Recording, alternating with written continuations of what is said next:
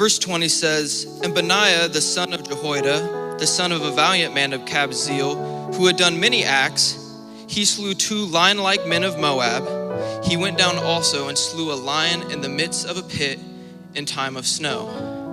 He slew an Egyptian, a goodly man, and the Egyptian had a spear in his hand, but he went down to him with a staff and plucked the spear out of the Egyptian's hand and slew him with his own spear.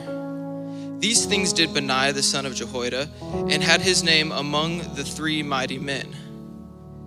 He was more honourable than the 30, but he attained not to the first 3.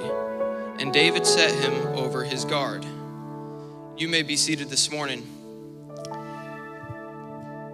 This guy, Benaiah, what a guy. He went down, killed 2 guys at once. He went down into a pit and killed a lion. And that's bad enough that you have to go into a pit and kill a lion. But he did it when it was snowing. And that's just worse than just on a regular day. And then he goes to an Egyptian with a stick, takes the Egyptian's own weapon, and uses it to kill him. Now that's just a bad dude. If I was ever in a fight or going down like a dark alley, I'd want him with me because I'm not worried. He can do whatever he needs to do. And so he's one of David's mighty men, one of these 30 men who were fiercely loyal to him. And in the context of this time, this is when David, the transition from kingship is going to Saul to David. And so if you've read this and if you know anything about this time, it wasn't a peaceful time. This was not an easy transition. Saul definitely turned against David and was going after him, trying to kill him. So these men were fiercely, fiercely loyal to David and would give their lives to protect him. And so this first scripture, verse 20, says that he slew 2 lion-like men of Moab. And when I read this scripture, I think to myself, okay, so he killed these lion-like men of Moab, and then he went and killed this lion.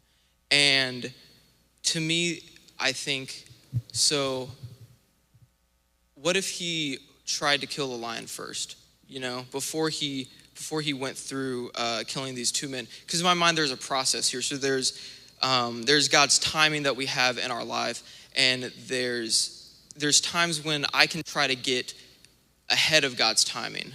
There's things that I might want to do in ministry, let's say, or just in my personal life where I'm like, I really want this thing to happen.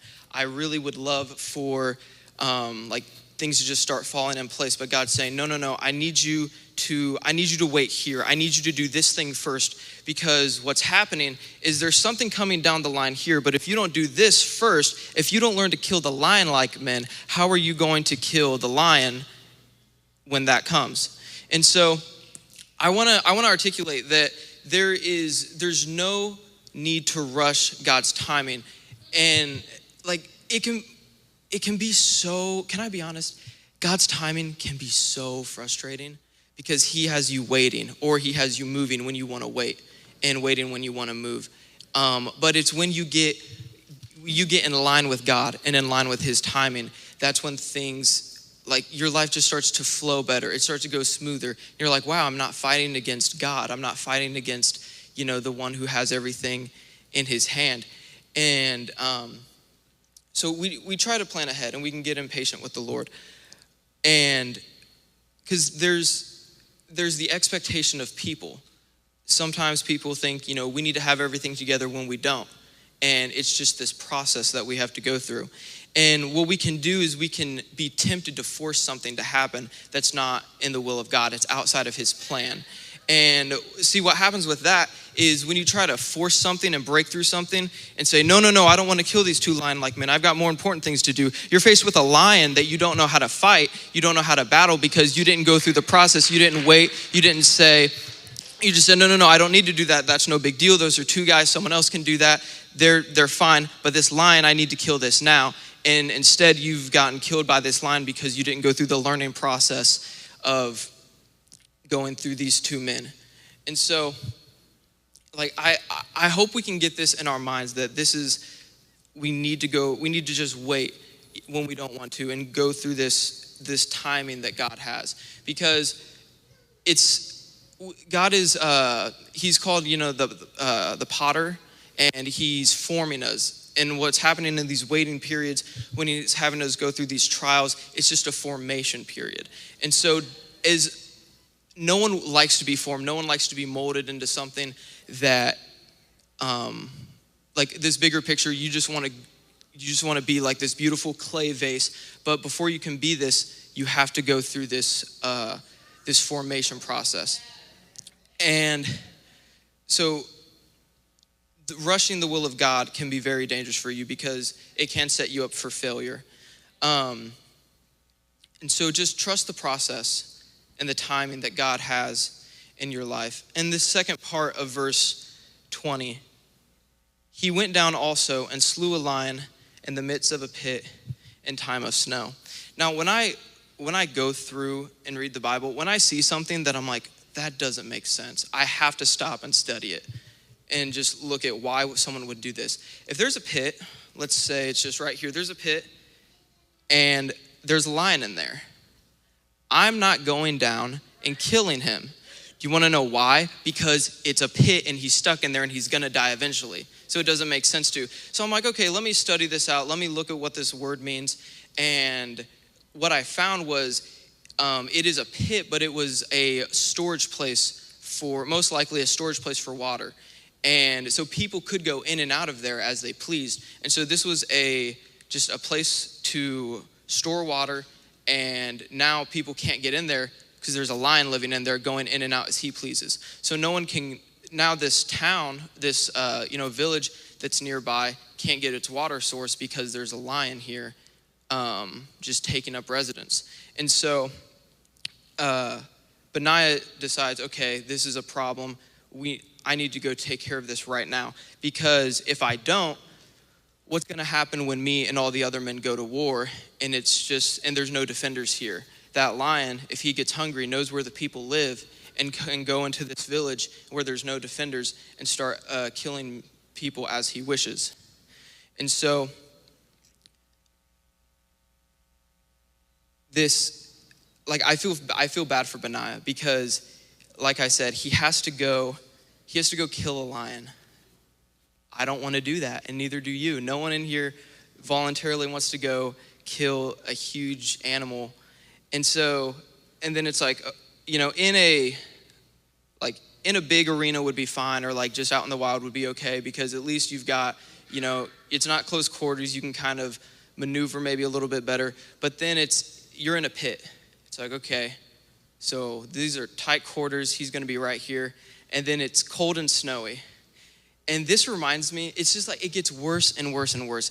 And it reminds me, has anyone, your mom would ask you, hey, I need you to do this chore. You're like, okay. And it's on a Saturday too, by the way. I don't know if this is just me. This is probably just me. But my mom, Saturday, my one day of rest, because we have school, we have church on Sundays. So Saturday's my day where I get to do nothing and be lazy.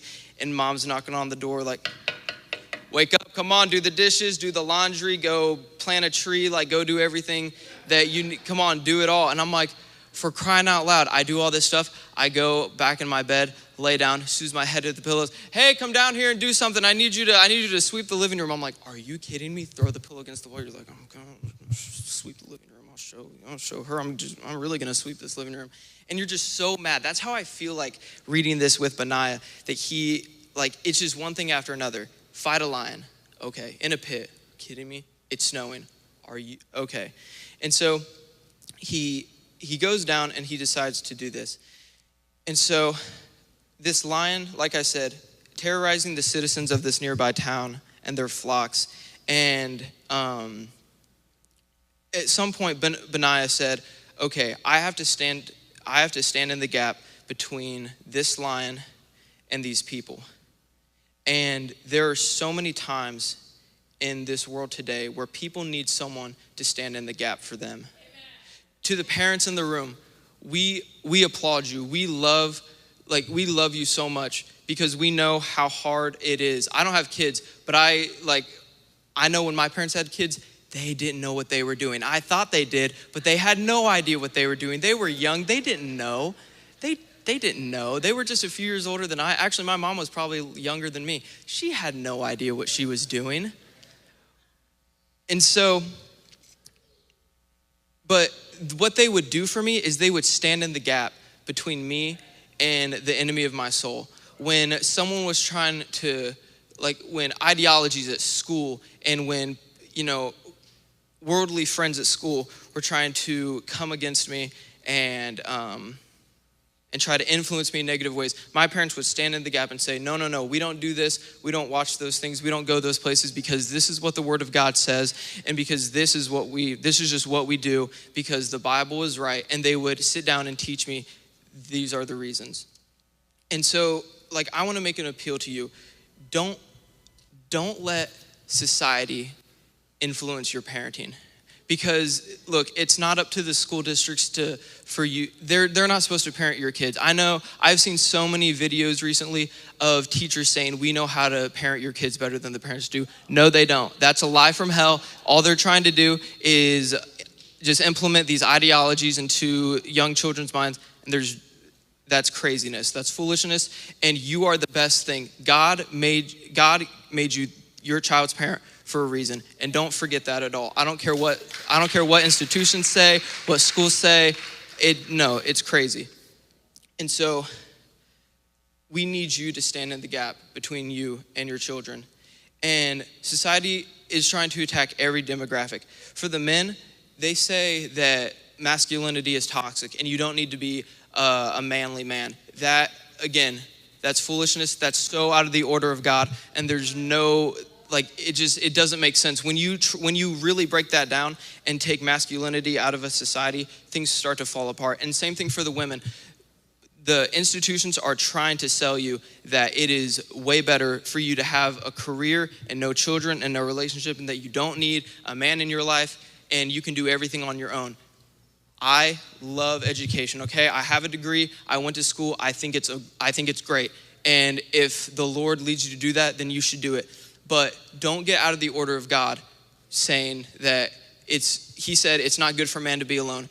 If Lord blesses you with a spouse, that's awesome. And don't let educational institutions tell you that you don't need a woman in your life or a man in your life just because you can do it on your own. Because none of us are smart enough to do that on our own.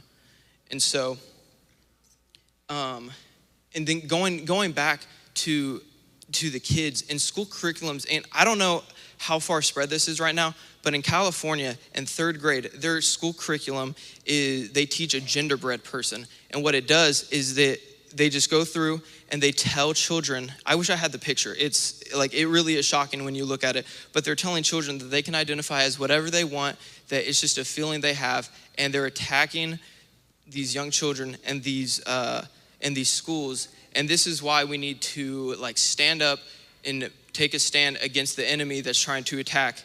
And so,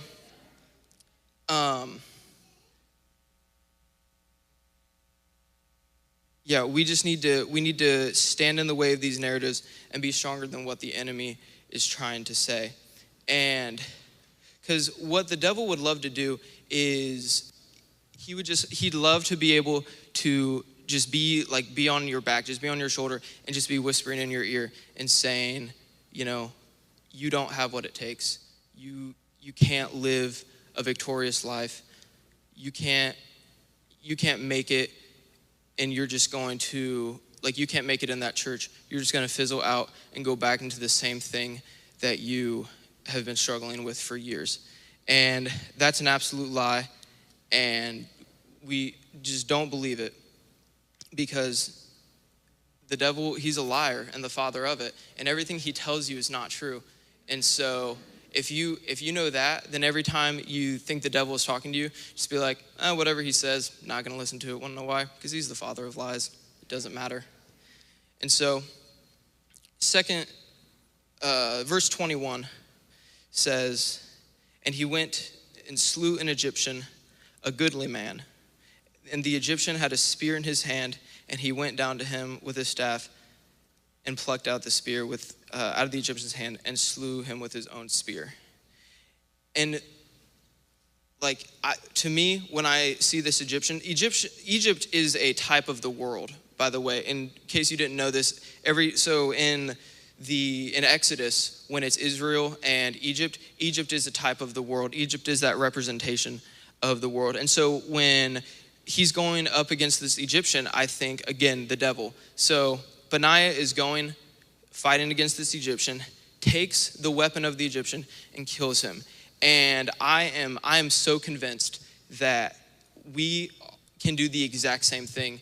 The devil is coming against you with whatever weapon he has, and it's going to be something different for everyone. For some people, it might be anxiety, it may be depression, it might be worry, it might be pornography, it might be abandonment, it might be family issues. It can be whatever it is, but I am so convinced that you can go take the weapon that the enemy is using against you and use it to kill him and say, you know what?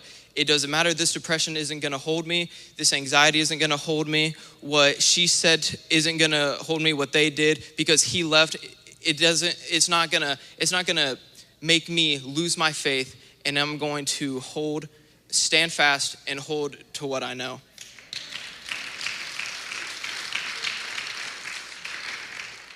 And it is not the will of God for you to be living in that, just in this place of thinking like, oh, this is what the devil's telling me. This is what people in the world are saying about me. It's not the will of God for you to be listening into that and to be stuck in that pit. He wants you to live in victory, and he wants you to just live a victorious lifestyle. And I think that's just what I'm trying to say. He wants you to live in victory. And that's a huge part of what we say here is he wants you to be victorious and live in victory.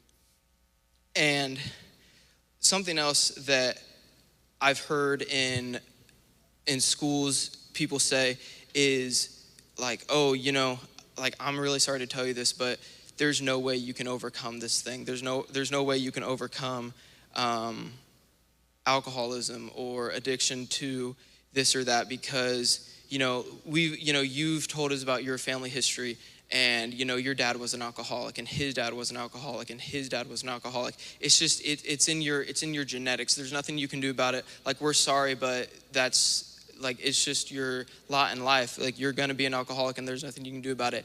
Again, that's a lie from the enemy. That's not true. I don't care if your dad's dad struggled with this. It's not the will of God for you to struggle with this, and it's not a genetic thing that you cannot, that you can't control or that you can't overcome. Through the power of God, you can absolutely overcome anything that the devil is throwing at you. And look, they don't, it's funny that they try to say this thing because they don't have real evidence for this, but we do have real evidence for what I just said, that we can overcome these sort of things.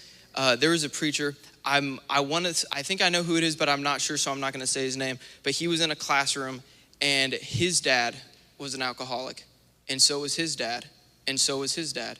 And he struggled with alcohol as well. But again, through the power of God, he was able to overcome that, and now he's living a life that's fulfilling to God. But he was sitting in this class, and his professor was saying this exact thing. He was saying, it's a genetic thing. You're not going to be no one would be able to overcome this. And so he raised his hand, and he said, so what you're saying is because it's in, so-and-so's family, there's no way ever they could overcome it. The professor's like, no, absolutely not. And it's like, well, what if they, went to AA and got help there? It's like, yeah, that would be great, that would help, but there's no way that anyone could overcome this. And he starts asking all these other questions like, oh, what if they did this? What if they did this? And the answer was the same. There's no way. And the preacher was like, that's interesting, because everything I just said is what I did, and I was an alcoholic, and so was everyone else in my family, and I stand here today, haven't touched alcohol in years, because I found a church and I found a God that is greater than whatever you're saying is holding me down and holding me in bondage. And so if you are struggling with something, there's a place at an altar here for you today. We'll come and we'll pray with you, and God can come and touch your life, and he can take that away in an instant. I do believe that.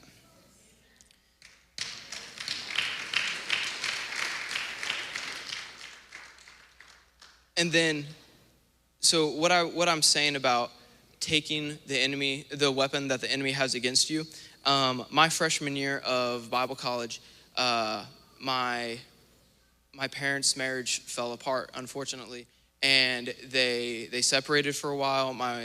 They filed for divorce, and our family was absolutely shattered and broken. It was by far the hardest time in my life, and if I'm being honest, I wanted it to happen too. I didn't want them to get back together. I wanted their marriage to end because it was such a bad, hopeless situation. And when the counselors and when our leaders asked all of us kids, do you want this to be back to, do you want their marriage to go back together? And I said, no, absolutely not. Why would we? It's such a bad situation. There's nothing that could make this better. And I'm glad to say that a couple weeks ago when I moved up here, that my parents made the trip with me, and their marriage is stable. They've worked back together. God absolutely put that back together. He picked up every shattered piece and put it back together. And so if we had gone to just a typical counselor, they probably would have said wow, there is a lot of hurt here, a lot of bondage, a lot of just so much things that would hold you guys down, and it probably is better if you break up. But we were able to find someone who would say, yeah, we don't believe that. We believe in the power of God, and look at what happened.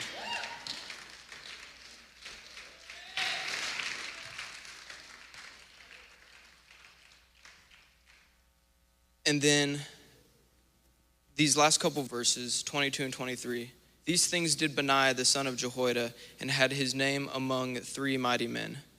He was more honorable than the 30, but he attained not to the first 3. And David set him over his guard. So to understand exactly what is being said here, you kind of have to go back and see who these other 3 men that were set above him were. And I'm not going to take the time to read that story. You should read it on your own, because it's all these stories of these mighty men are just incredible. But he was over the 30, but he didn't attain to the first 3.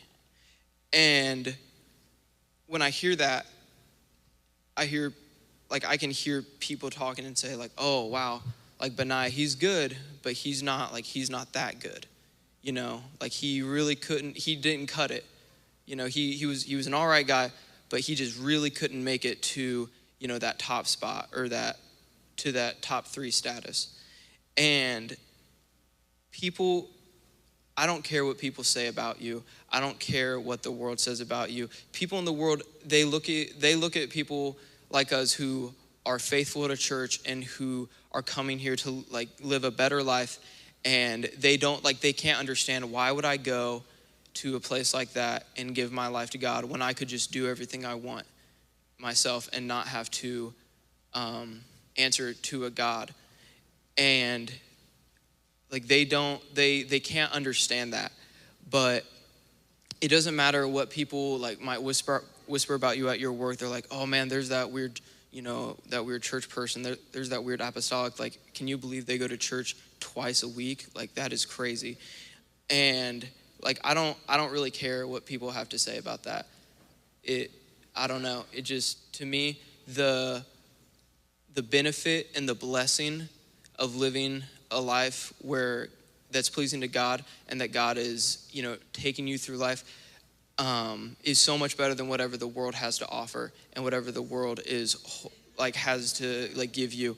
So one of those things that that child song, He's Got the Whole World in His Hands. It's such a simple song, but I love that song because it's so a child can understand it, and an adult. It's we've got the world, and then it's just God having it in His hands, controlling everything with His hand on everyone's life. And with something like that, it's so simple, but it's like, wow, like God really, really does have things in control. And so I'm a short preacher, and I am coming to a close if the worship team wants to get in place.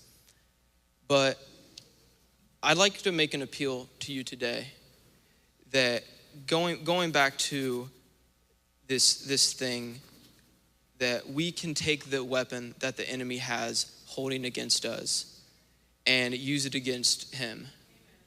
Whether that be a testimony, whether that be, if you're in this place and you have a sickness in your body and you're wanting the Lord to heal it, I believe that God can. But I also believe that there are instances where sometimes people do suffer through something as a testimony to their faithfulness. If you have something that there's no cure for it, and it's just, why would God have me struggle with this? Why would the Lord have me deal with this for so long? I've seen it happen where it's just a testimony to the people around them that, wow, they believe in a God that is all powerful and could heal just like that. And it didn't happen, but they still stayed faithful. What kind of God is so, they serve someone who's so great, and the benefit of them living for that God with that sickness was better than, with a God they knew could heal it, was better than them just living in a world where they could do whatever they want. The blessing of living in accordance with that God was better than what the world had to offer. And so if we could all stand, whatever you're struggling with today, whether it is anxiety or depression or worry or a sickness or whatever it is, everyone has something. You can take that and the Lord can turn it around and use it as a testimony against the enemy. Sometimes when I feel like the devil is attacking me, what I'll say is, you really thought you had our family bound. You really did think that because of my parents' marriage being totally broken and lost, that, you really thought you had it. But look at us now. Look at what the Lord has done. Because when you really thought that you had it, but now I get to use that as a testimony. And so I would make an appeal. If there's anyone here that wants to come to the front and pray, you can make your way now. And the Lord, He really can. He can touch you. He can move in your life in such a way that it can turn your life around. And so please come and pray at the altar.